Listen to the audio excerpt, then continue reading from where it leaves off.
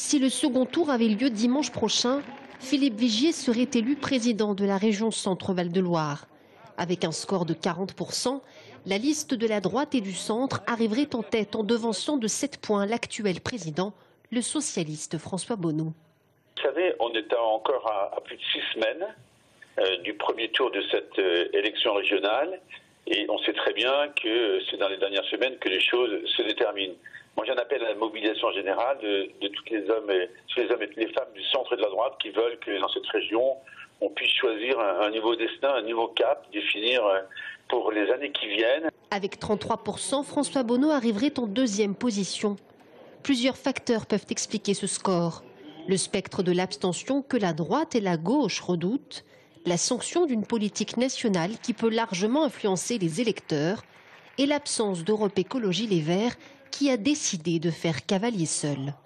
Il faut ramener les enjeux au niveau de la vie de nos concitoyens, là où ils ont des attentes qui sont des attentes légitimes, qui peuvent trouver une solution, non pas dans une réponse nationale qui apparaît comme décevante, mais dans l'engagement de leur région. Des élections régionales bousculées par le FN dans ce sondage, responsable d'une triangulaire qui lui donnerait 24% des voix au premier tour, 27% à l'issue du second.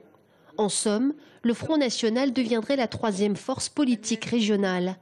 Un excellent score pour Philippe Loiseau qui conduit le parti, mais insuffisant selon le candidat qui croit véritablement que le FN fera encore mieux le 13 décembre prochain.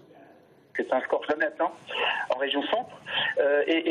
Qui peut aujourd'hui dire quel sera le véritable gagnant? Moi, je pense qu'on obtiendra de meilleurs résultats et que peut-être une grosse surprise va arriver dans cette région centre. Un sondage qui sanctionne sévèrement Europe Écologie Les Verts, le grand absent à la sortie des urnes, puisqu'il n'atteint pas les 5%, score imposé pour pouvoir fusionner au second tour. Un parti qui, selon ce scénario, ne sera plus représenté dans l'arène régionale.